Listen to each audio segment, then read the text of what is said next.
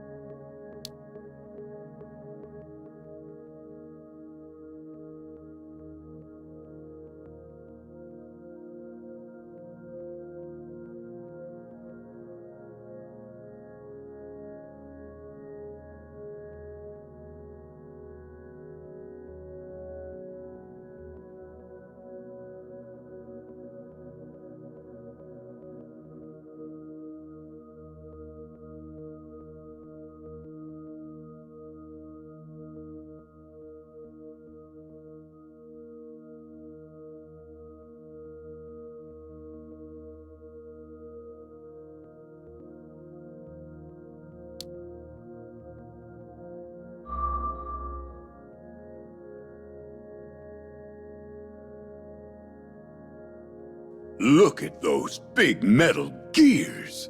It don't get more masculine than that. Guess I can't argue with you there. Oh goodness, are you two friends now?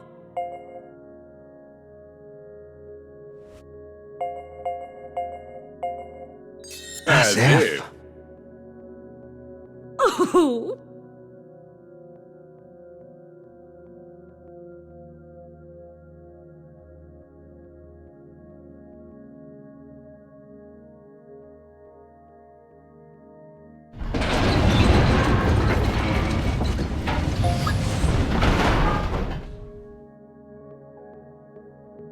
So this part of the cage is full of sand, huh?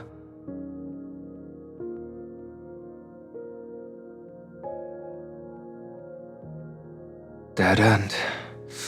I guess we activate this device now. Yeah, so I don't really remember what that does.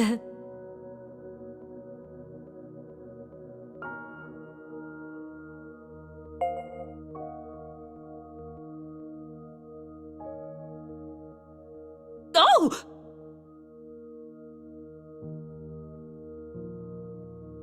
What a shocker! I totally forgot this floor moves.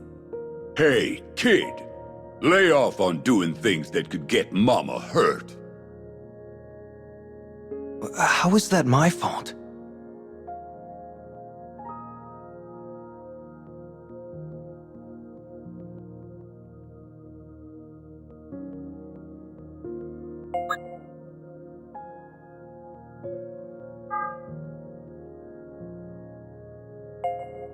And here's the Dark Scarecrow! Let's get this puppy restored, shall we? This one looks different from the previous scarecrows. I wonder what sort of past is stored inside.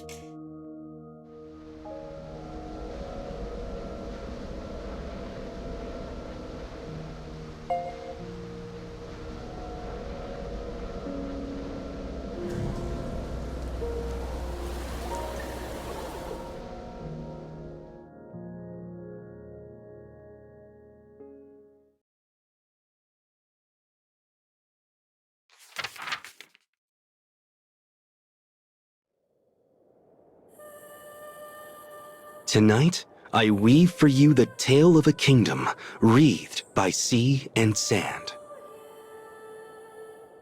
A tale of missed connections spanning many nights.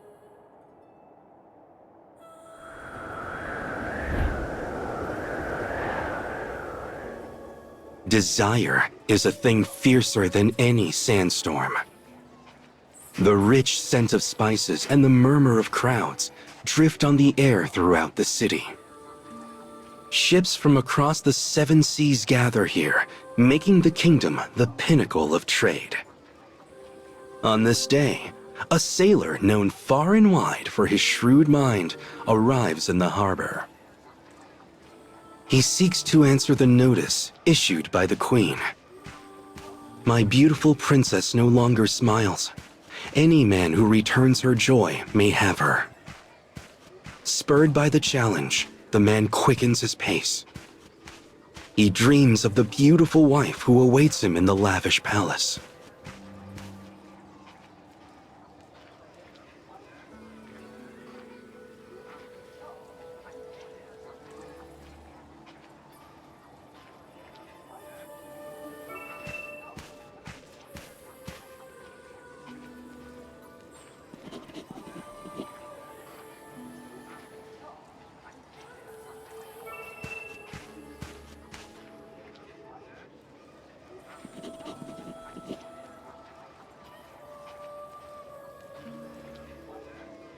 The man decorates himself in riches most bountiful.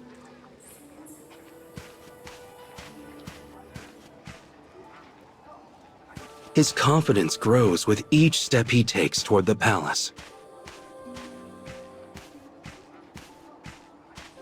He knows the princess will soon be his.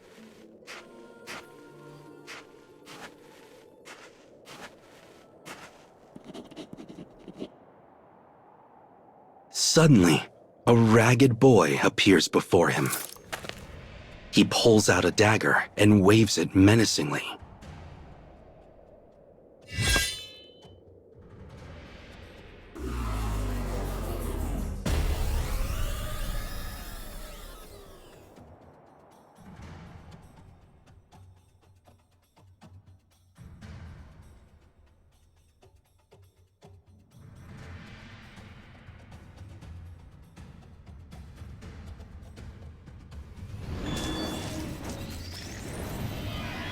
Run if you can.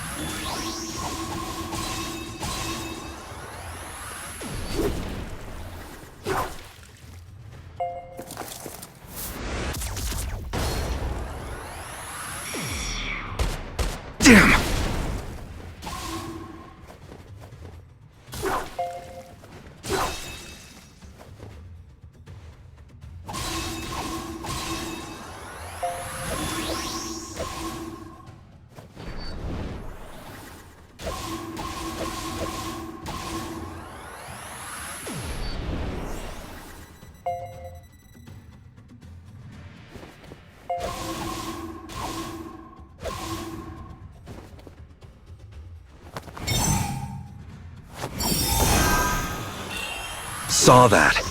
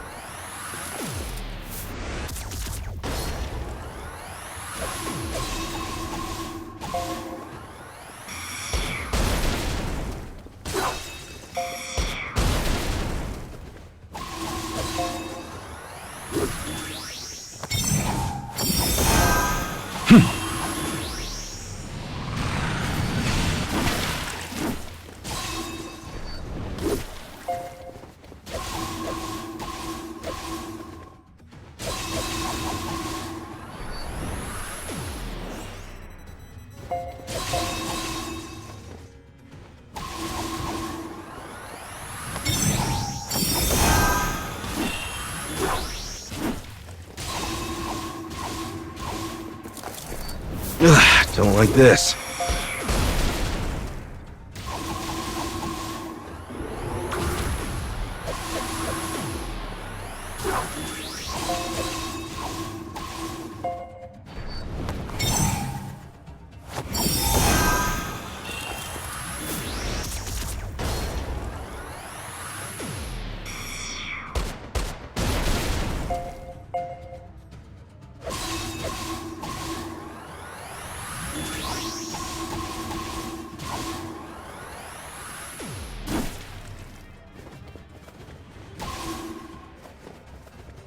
Damn!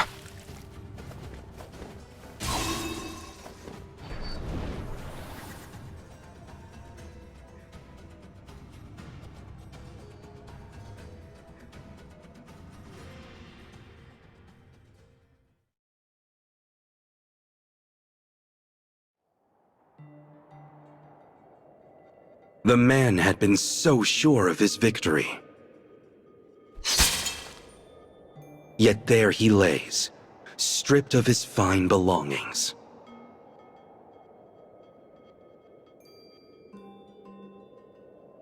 Having assumed the sailor's guise, this boy now plays the main role in our tale.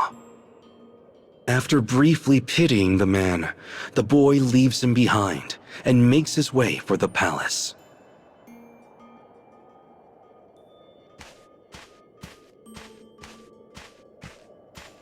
The boy earns a living as a thief. What he wants, he takes. This is the guiding principle of his life. And he has taken not only the sailor's finery this day, but also his mission to see the princess smile and claim her kingdom as his own.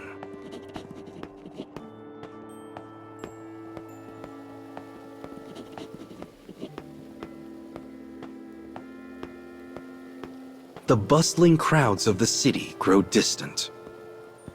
The palace appears, filled with naught but the quiet trickling of fountains.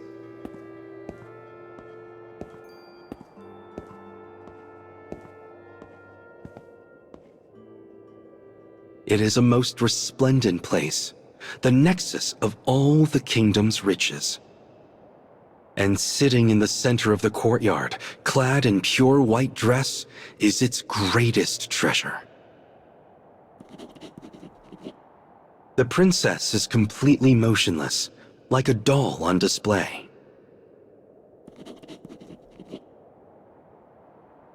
The thief ignores the queen. Instead, he begins to spin a nonsensical tale of adventure, one created in the moment.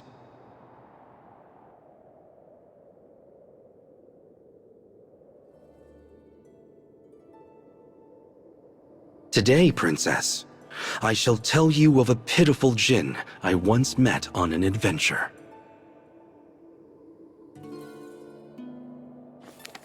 The djinn had spent centuries in perfect stillness.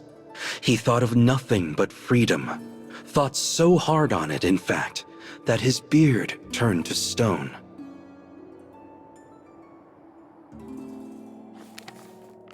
Seeing he could not move, I lifted my trusty torch high and set his beard ablaze. In his delight, he scooped me up in his arms, and we soared to freedom together.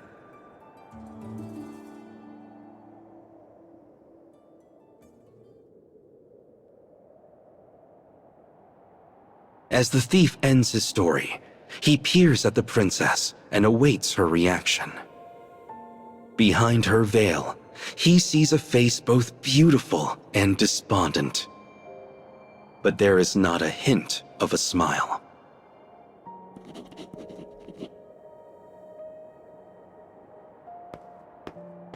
As her guards move to surround him, the thief speaks to her.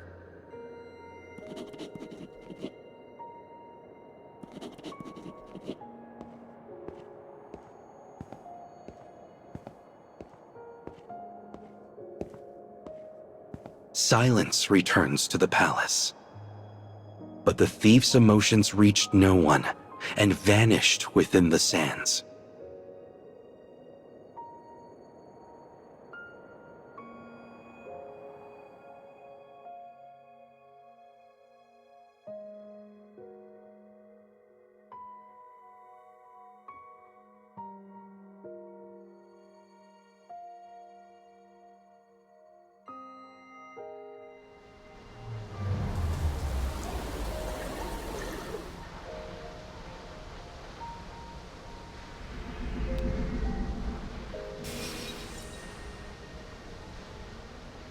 Looks like this one involves a young thief.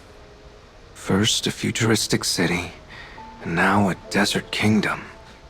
Also, they're set in totally different eras.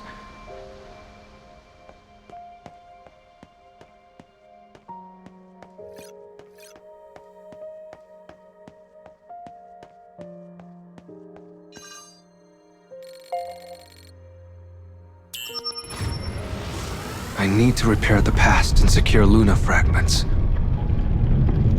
That's right. Just keep it up.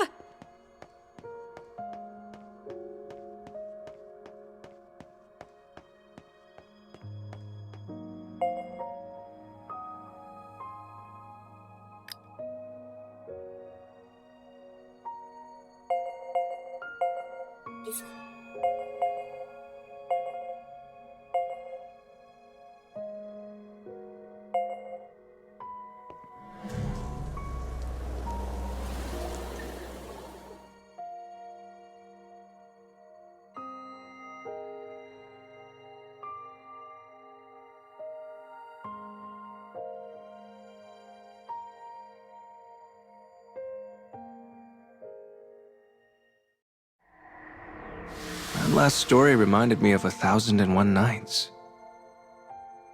What's that? A collection of folktales.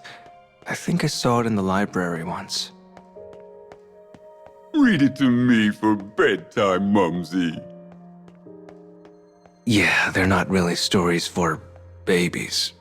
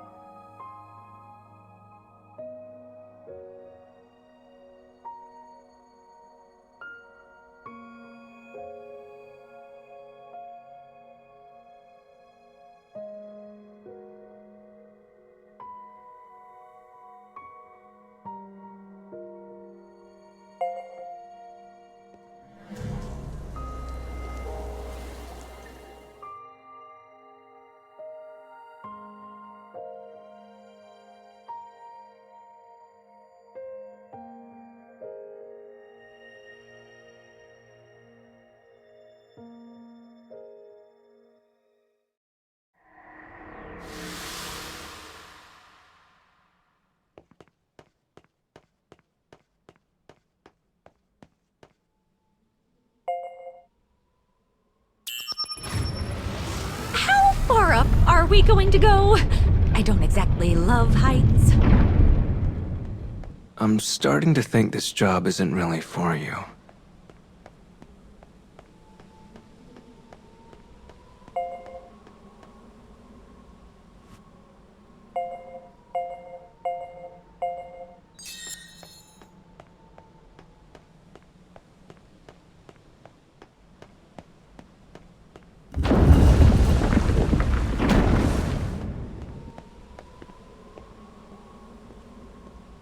Don't be so selfish.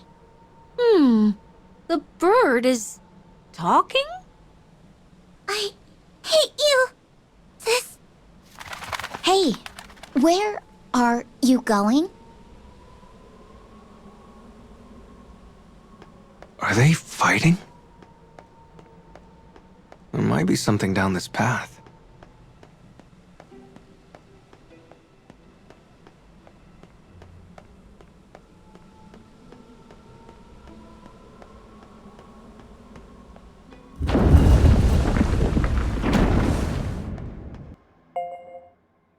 An out-of-the-way scarecrow, huh? Oh, crud! This looks very not safe.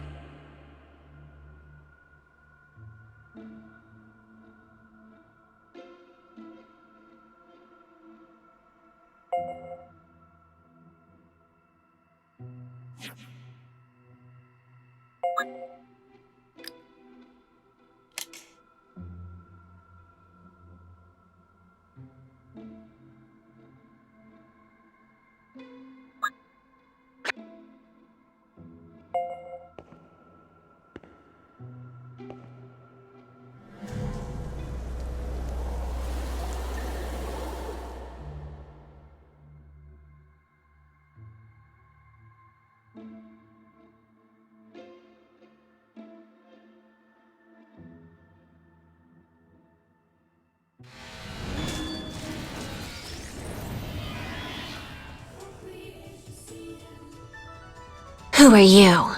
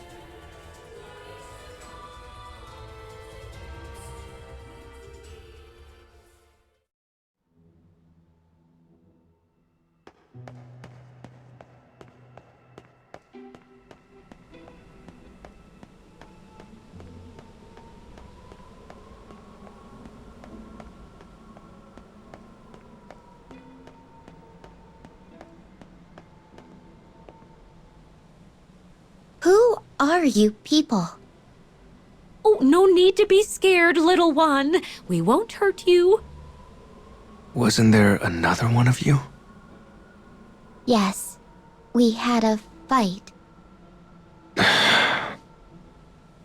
If you want, we can keep an eye out for her as we go. Do you mean it? Thank you. That's very kind of you. Well, hey! You're such a nice boy, you. Yeah, you're not so bad, kid.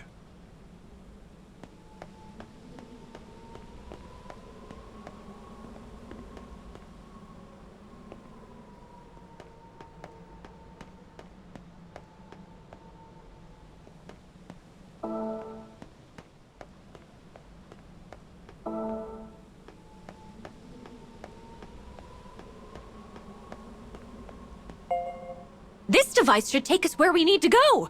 Give it a poke.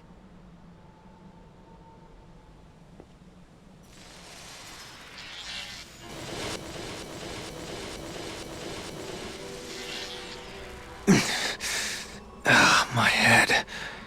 Did we warp? Now we can track down our missing sister.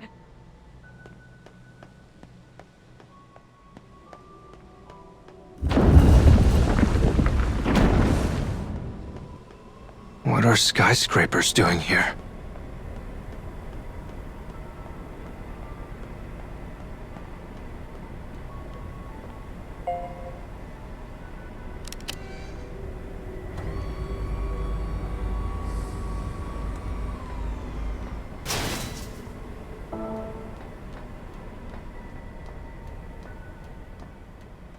Another dead end?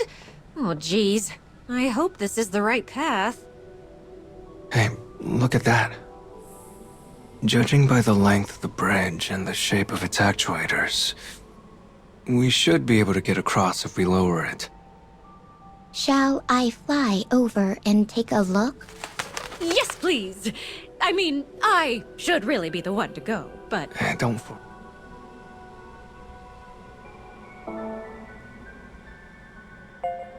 Take care!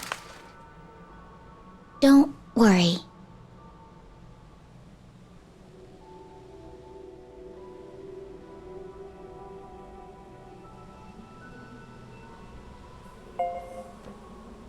If I just follow these girders.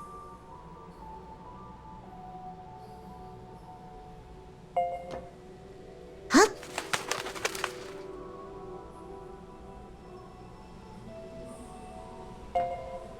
Hup.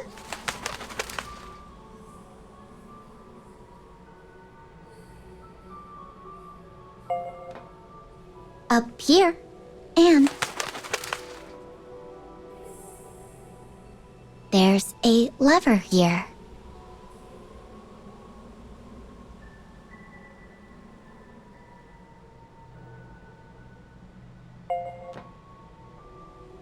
If I pull this,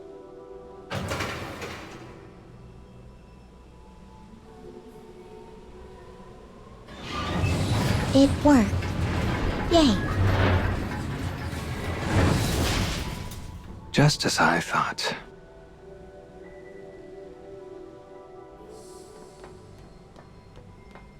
This looks like a construction site. Is someone expanding the cage?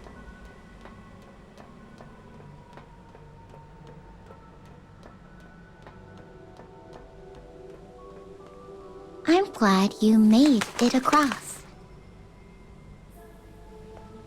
Thanks for the help.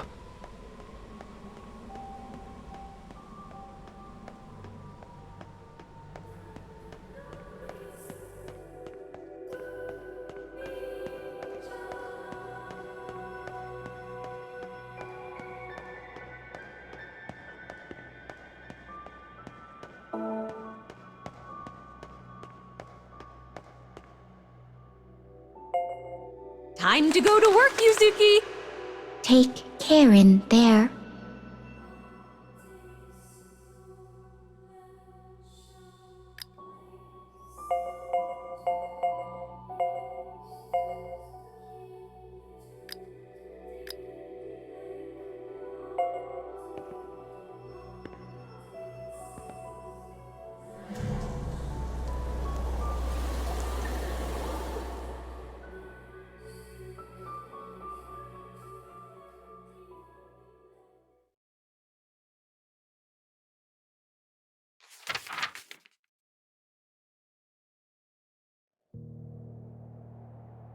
How many times has the sun risen and fallen since Thief and Princess first met? How many times has he ventured into the palace to spin for her another tale of his exploits?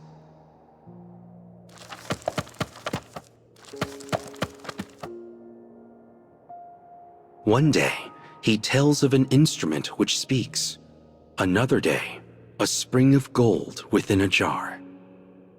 But no matter the tale, and no matter how skillful the telling, the princess never smiles.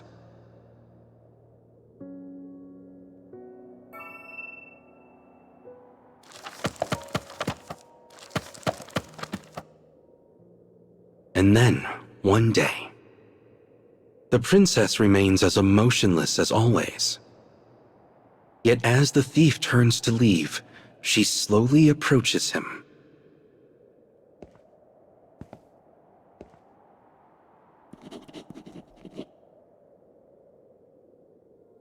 Her voice is delicate silk, her words hesitant.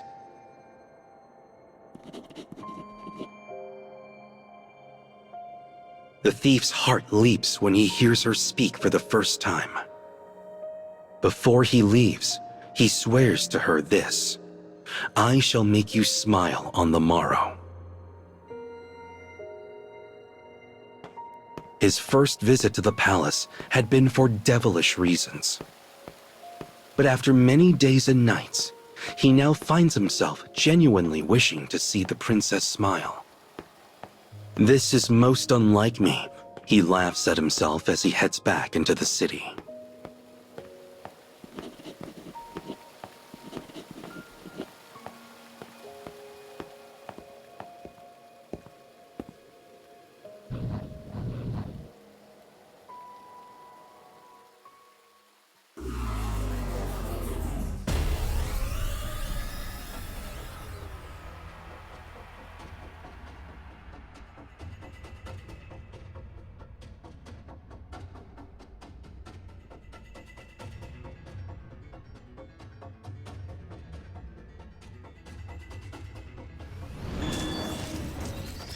Run if you can.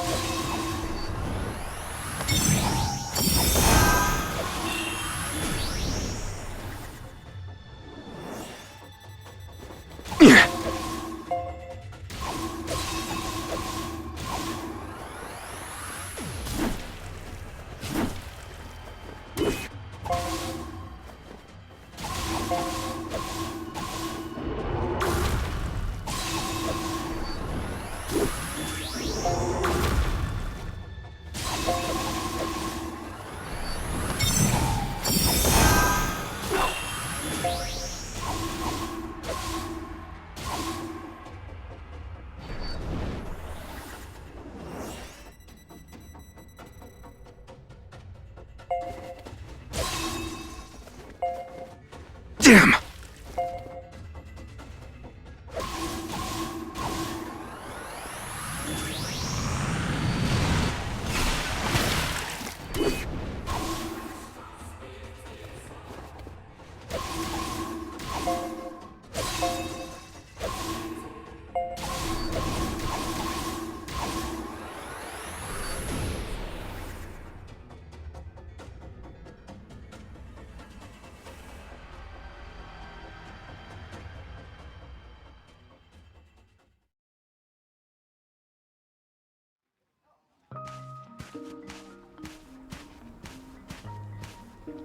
After leaving the palace, he steals an apple from the market to fill his empty stomach.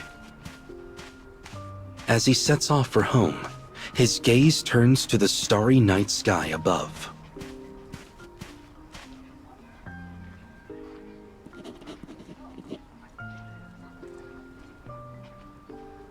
When he reaches a puddle, he halts and stares at the reflection of the majesty above him. It contains unfathomable depths, as though a hole has fallen open in the very world itself.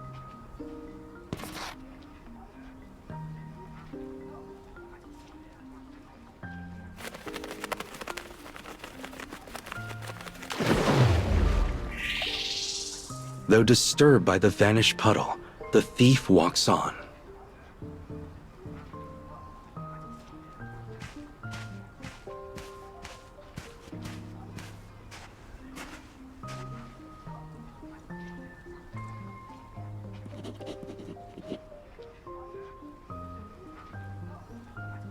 A fortune teller calls to him from a stall blanketed in a black canopy. She is dressed in a mystical manner, almost as if clad in night itself. The crystal ball on the table shimmers like the stars.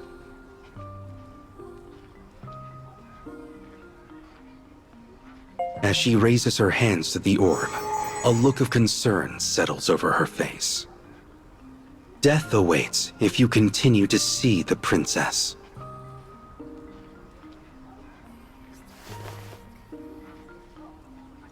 The thief bursts out laughing at the fortune. A future is something I take for myself.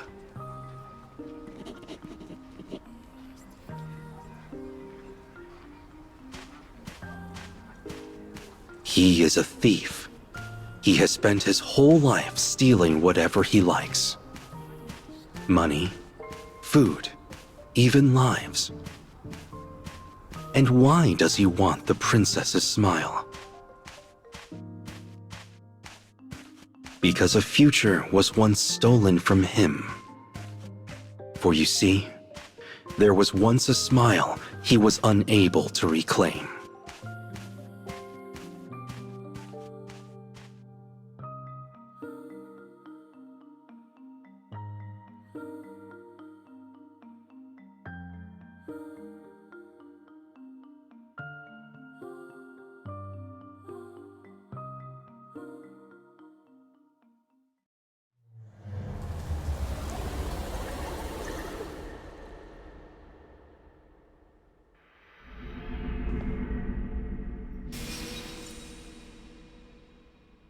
Hey, so the black bird we saw in there, That was me. It was broken, so I fixed it. you've been a huge help. That part about him dying if he keeps seeing the princess sounds an awful lot like a curse. It's just a fortune. It doesn't mean anything.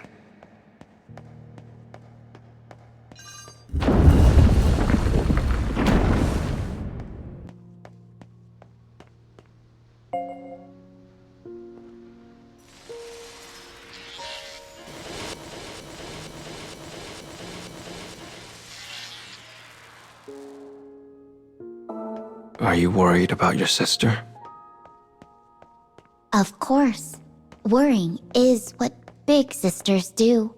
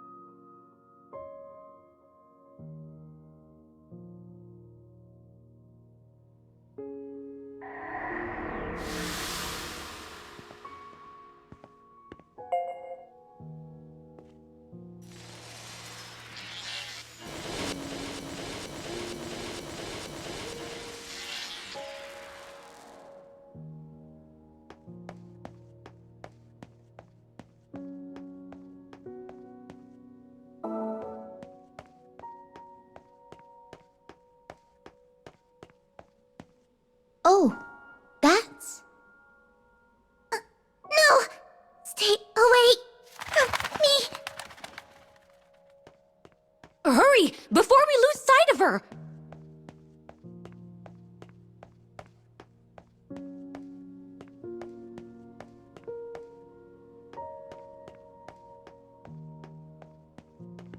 We need to keep going.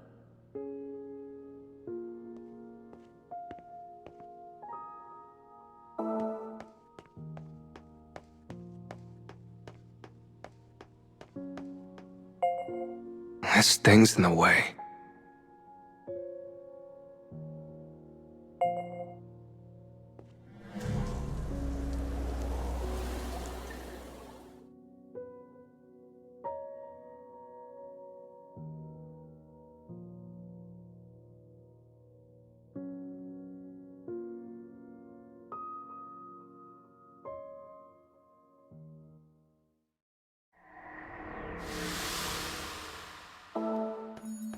Why is she running away?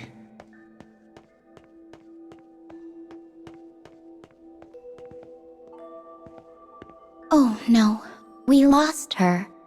Can the two of us even make up at this point?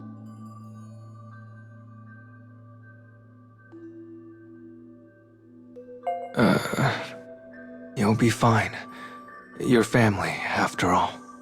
You're right. Thank you. Hey, stop flapping on me. You don't look too bothered by it, kid.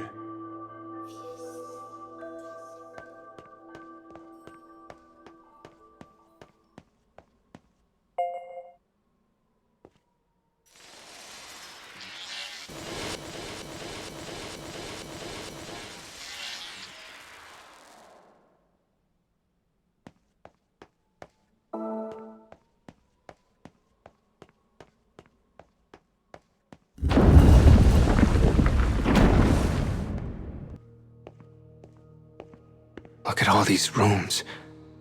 Are there other people in the cage? Every now and then, people get lost and wander in here. Then they try to dispose of us. That's horrible.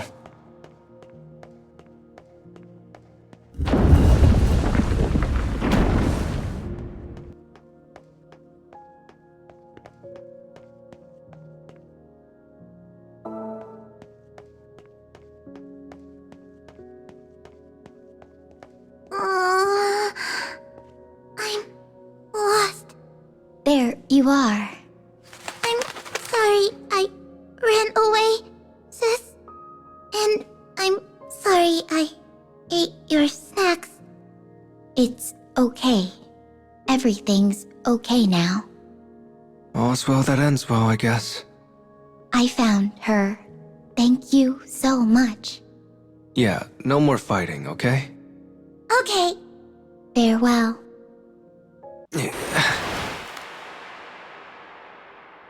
Huh? Where'd they go? Oh, they probably just flew off somewhere else. I hope they're all right.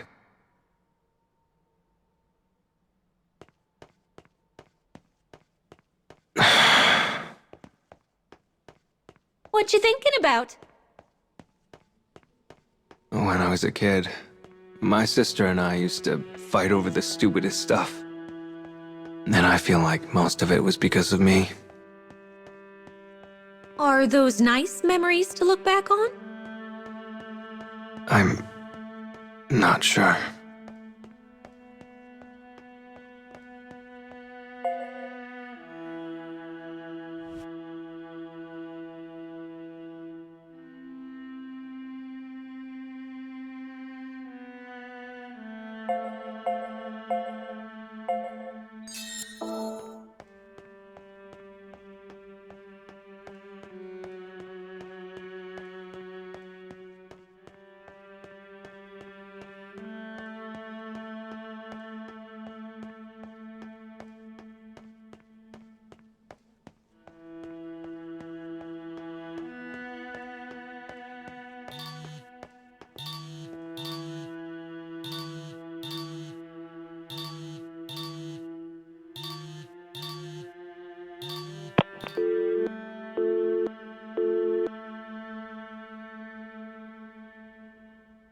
That call just now.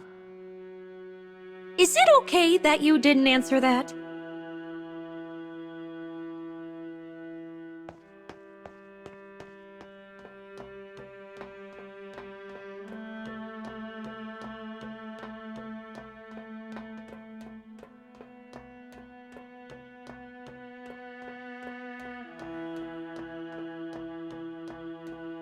It can't be.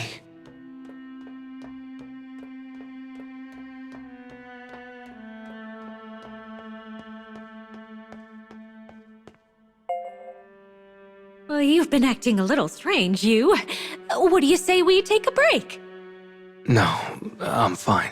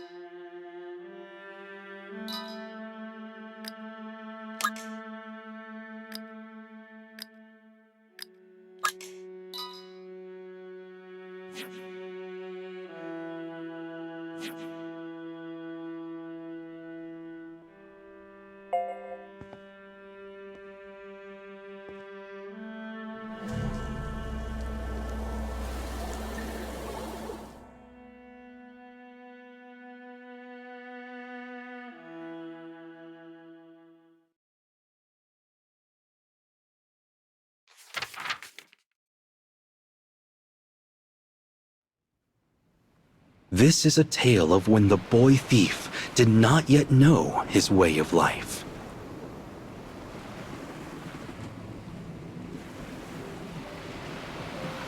A trade ship groans under stacks of cargo. That it even floats is a small miracle. The boy is a slave, his treatment as harsh and unrelenting as the heat in summer.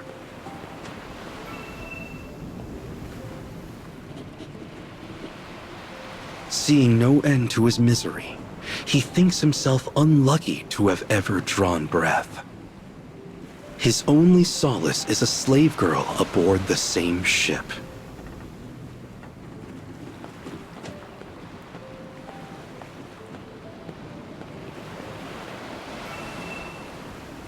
The girl's clothes have been discarded along with the garbage.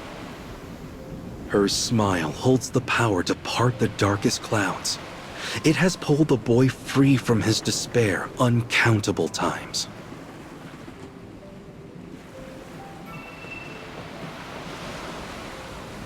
Old books lie scattered across the deck. The girl had read to him the adventures in their pages, granting him courage.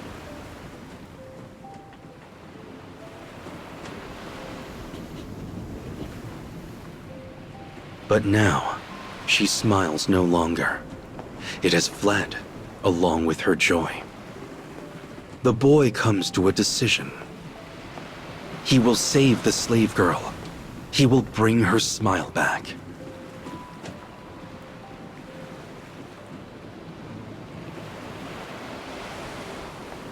The ship drifts on the wind from one continent to the next.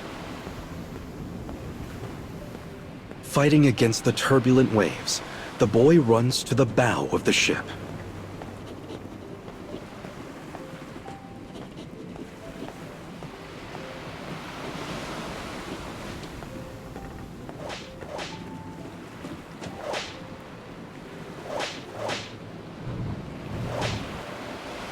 This man does not think of his slaves as people, and his treatment is both cruel and unjust. He is the reason she no longer smiles.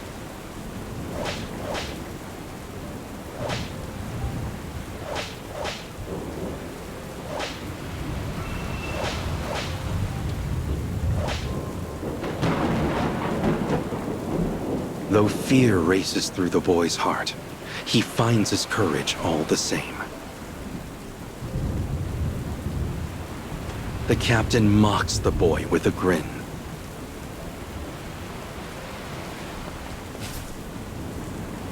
A surge of emotion pushes the boy forward.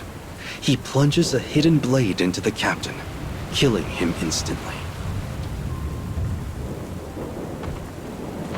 The boy does not know a life outside of slavery. It is his world, his all, his everything. But he has done this to protect the girl's smile.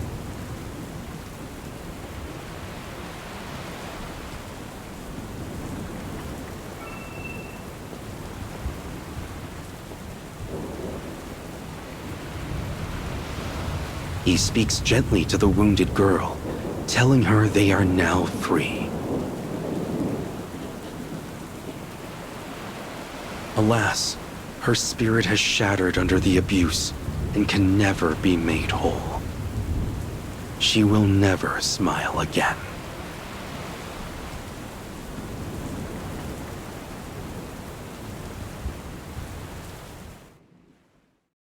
The boy learns an important lesson that day. What is stolen can never be reclaimed. And so he arrives at a decision. He will join the side of the takers, so nothing can ever be stolen from him again.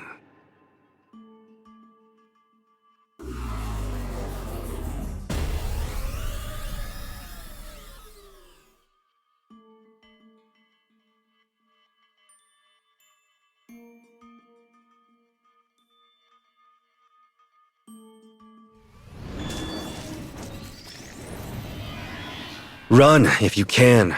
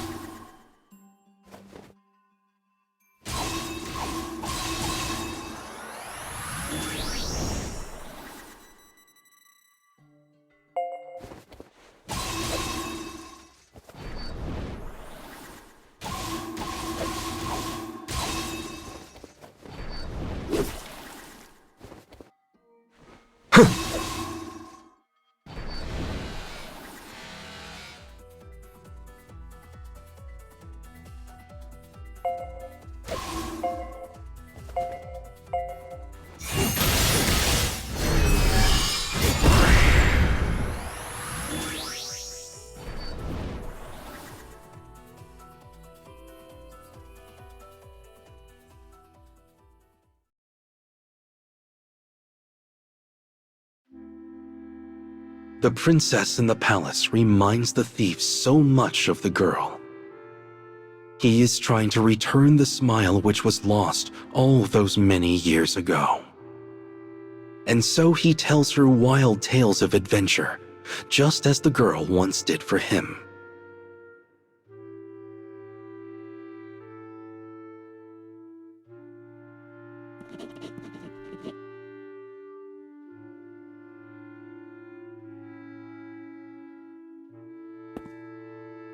When he finally finishes his tale, the princess approaches him.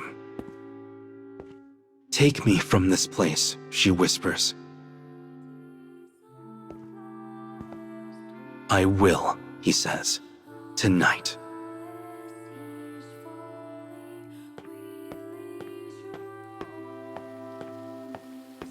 He and the princess have exchanged a secret promise. After countless visits, she has finally opened her heart to him. But the question remains: can he return her smile?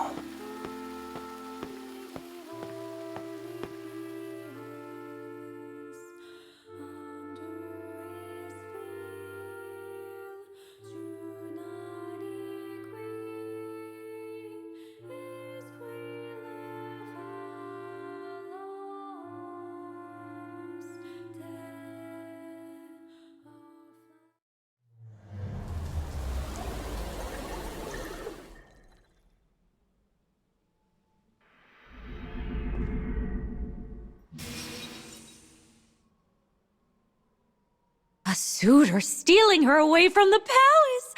How romantic. I'd save you no matter where you were cooped up, Mumsy.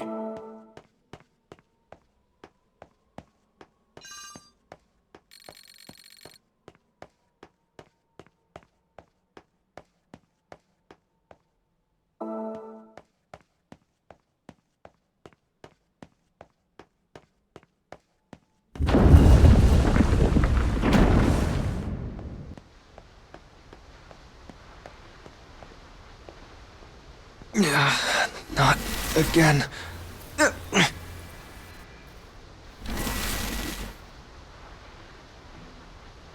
My sister is here. She's in this world. I'm sure of it. I'm pretty sure we should be the only ones in this part of the cage. Mama's word is law around here. Don't you trust her? That's not it.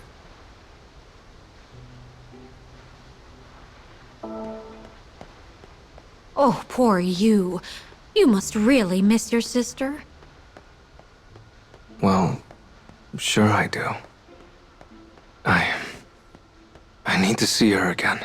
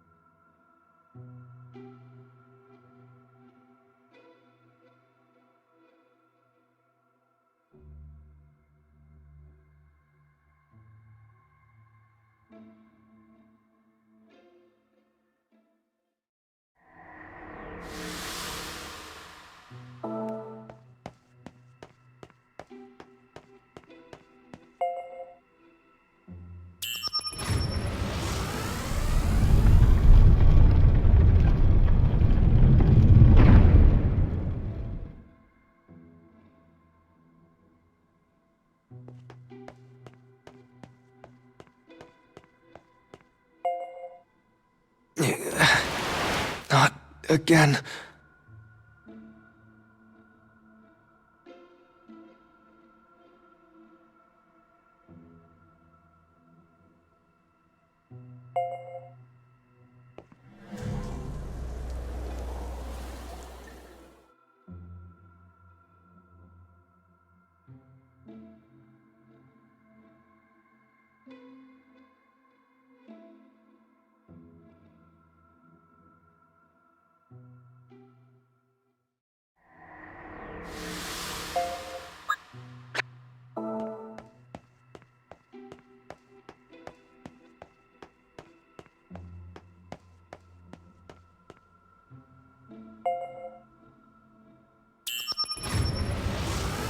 Our third scarecrow should be just ahead. Fourth. Oh, dang it.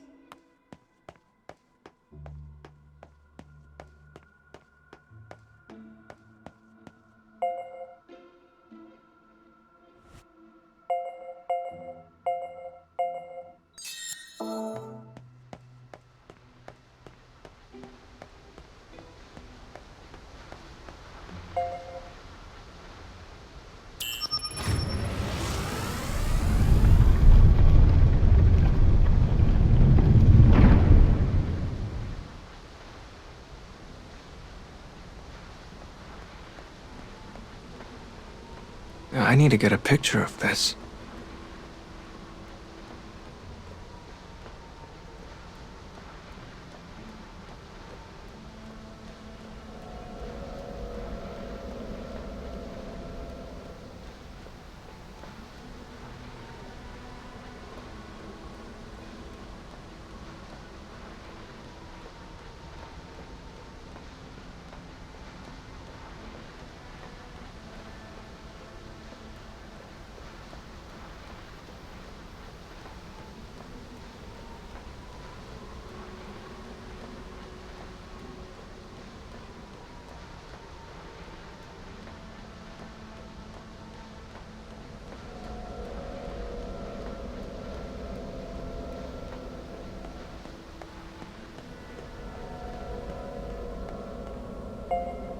Now let's see how the story of the boy and the princess ends.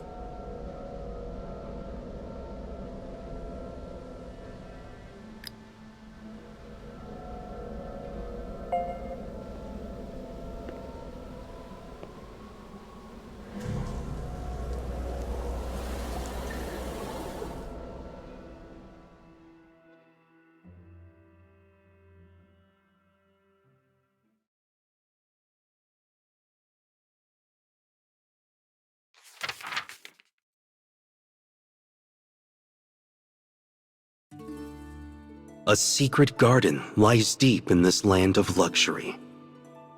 It is far out of reach, like the brilliant moon which hangs heavy in the dark.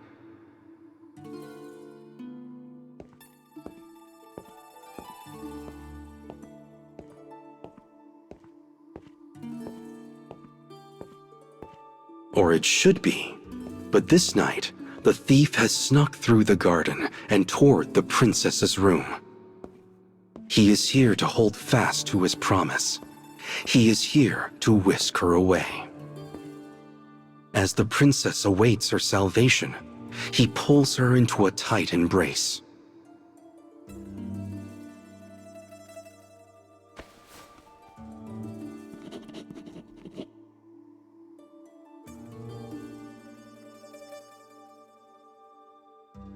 And together, they steal away into the night.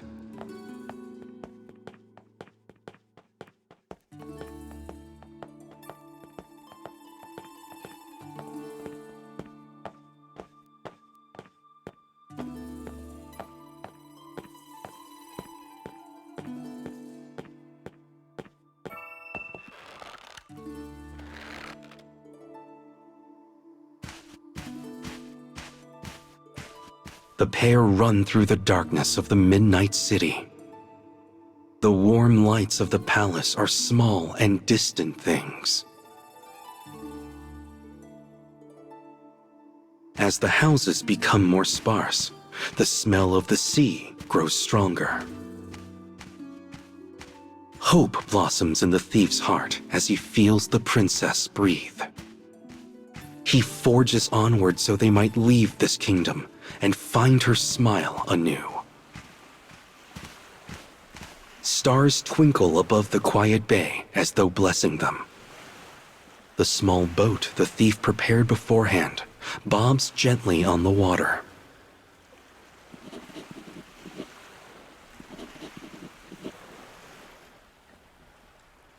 The thief does as his heart bids him. He says, "Because I wish to see you smile."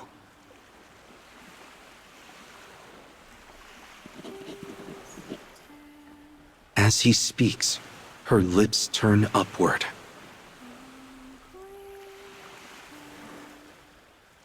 The moonlight illuminating her white veil makes it difficult to see her face. But he knows he has found her smile at last.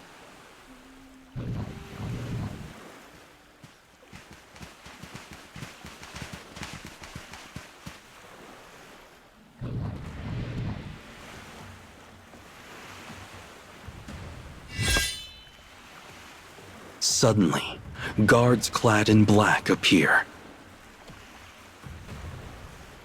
The thief produces his blade. He will not permit them to interfere with their voyage.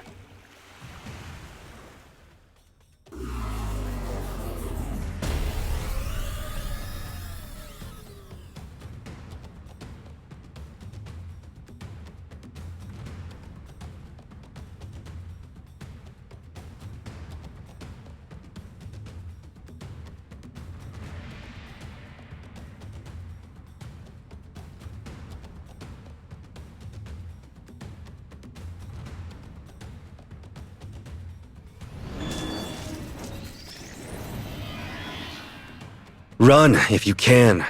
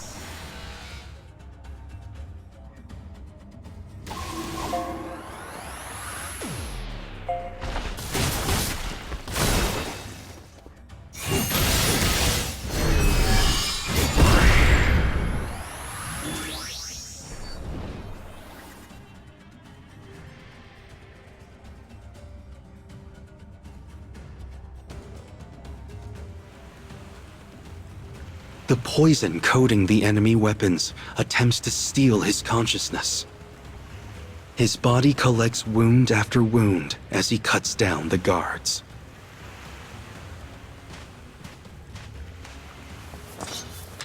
But who should then appear but the fortune teller, the selfsame one he met all those nights ago? Kill him, she commands. The thief has no strength left to ponder this new development.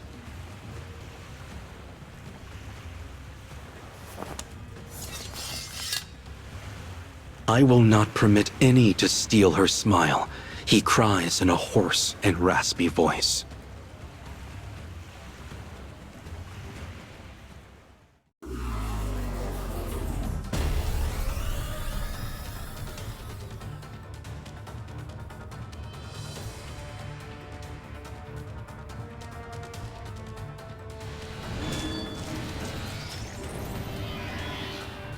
Run if you can.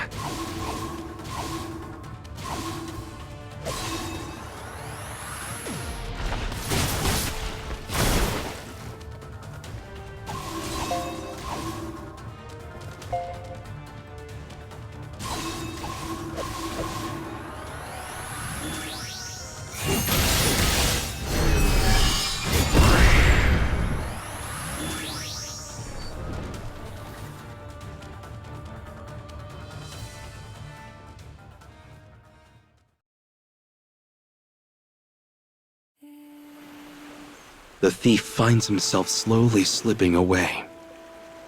The princess calls to him. He reaches out, but his hands encounter only darkness. His mind still cloudy, the thief's eyes peel open. The water is calm, reflecting the glow of sunrise in its perfect mirror. The thief looks around, wondering if he has finally obtained freedom with the princess.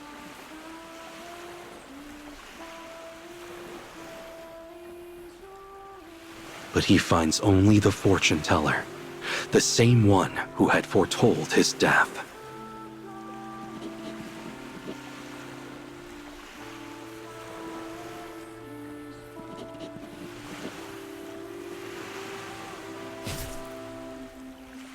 He is still unable to grasp what is happening, even as she thrusts her spear through him. His eyes bore into her, ablaze with hate.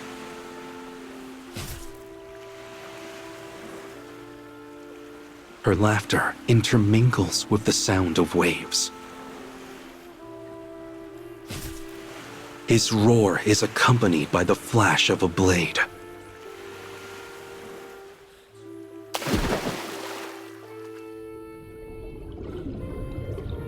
Entangled like lovers, they vanish into the depths. Was I able to return her smile? The fortune teller's laugh envelops the thief's entire being. It covers his thoughts in darkness until the end.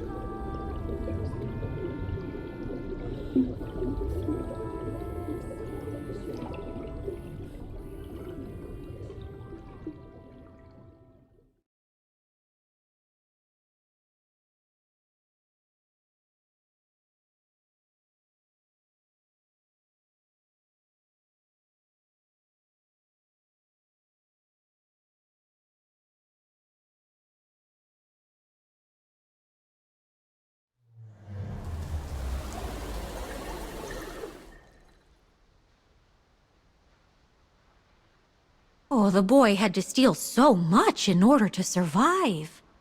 But when one thing is taken, another is lost. That is the fate people must endure. And even if we understand that, people keep taking things from others. Well, let's save the difficult conversation for later, because right now, it's payday!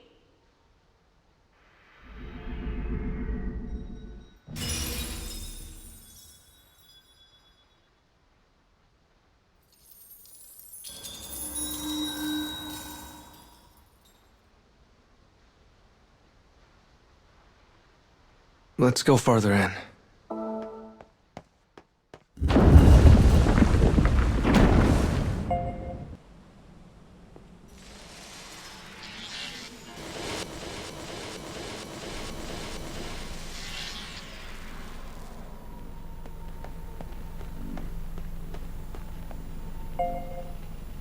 I knew it. More TVs, which means... If you wish to change the past, you must be ready to lose something in exchange.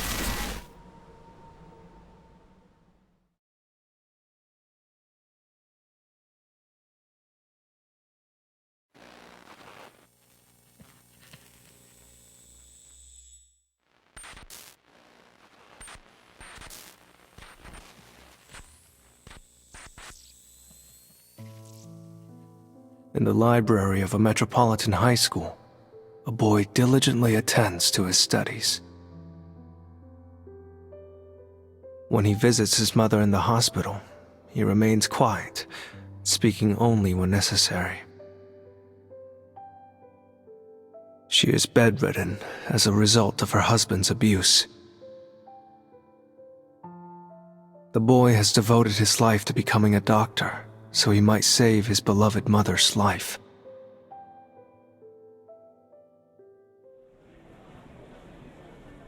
With the day complete, people hurry about their business in the evening gloam of the city.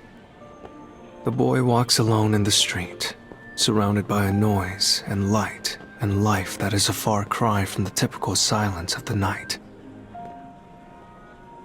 After studying at a cafe, he heads for work.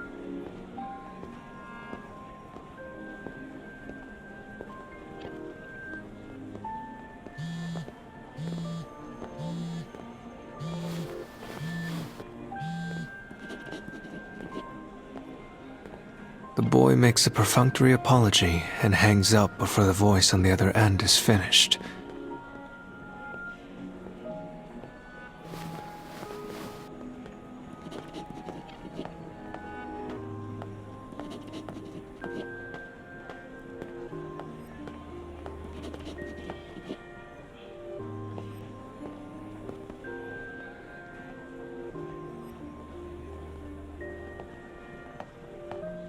A familiar loathing for society passes across his features as he jogs down the street.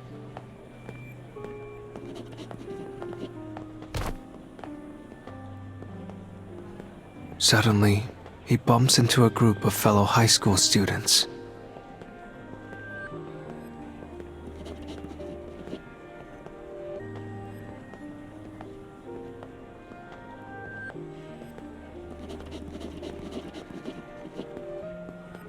They chatter and squeak like startled insects, organisms barely worthy of the miracle of life. Deeming the interaction not worth his time, he mutters his second false apology of the evening before hurrying from the scene.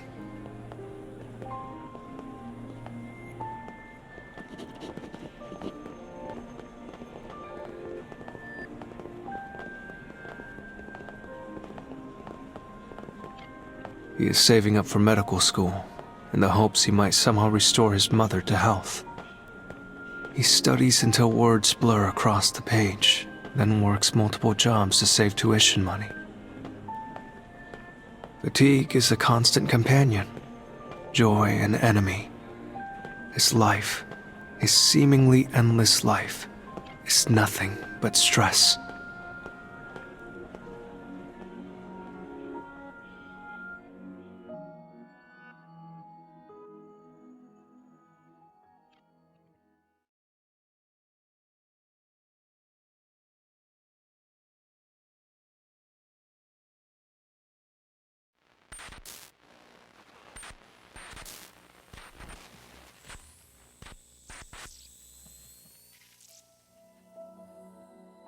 Summoned by his mother's physician, the boy sits quietly in the hospital consultation room. The man opposite slowly begins to speak.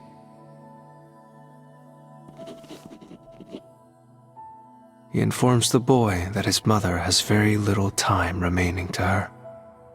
As if attempting to reject reality, the boy begins peppering the doctor with questions.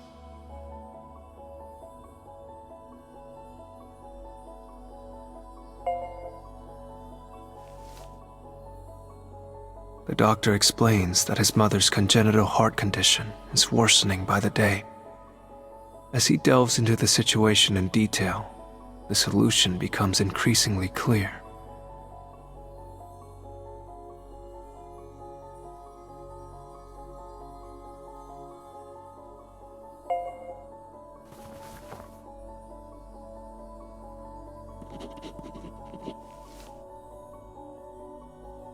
His mother will need a heart transplant. It is the only thing that might save her. Yet there are many hurdles to overcome, including finding a donor and paying for the procedure.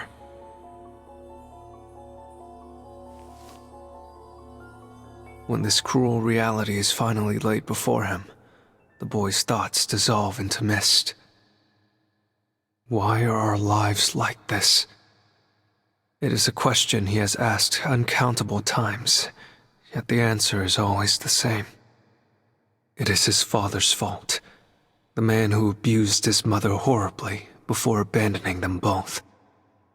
And so, this day ends like all the others, with hot rage accumulating in his heart, like so much ash from a fire.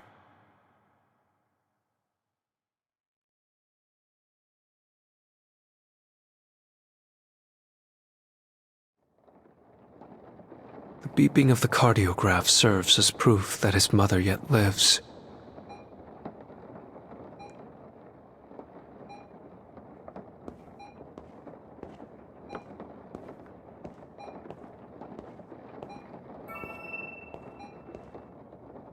As she begins to moan softly in her sleep, he reaches out and quietly takes her hand.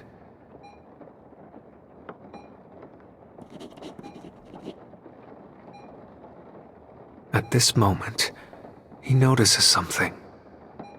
His own heart is beating in time with his mother's cardiograph. As realization spreads across his face, he places his free hand over his chest. If it's a heart you need,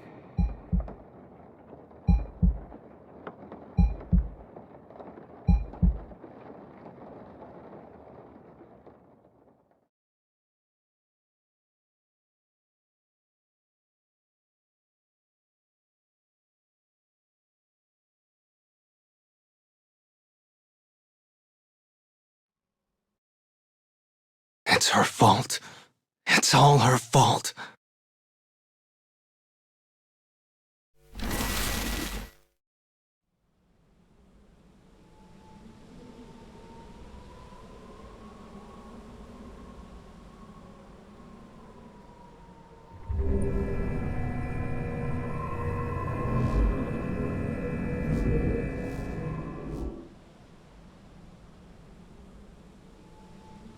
I'd do anything for my mom. I even risked my own life to save her. Oh, things must have been so hard for you. But if you fix the broken moon, I know your best will. Well, I'm going to keep guiding you so you can forget all of this terrible stuff, okay? Thanks. You're helping more than you think. Did you say something? No, nothing.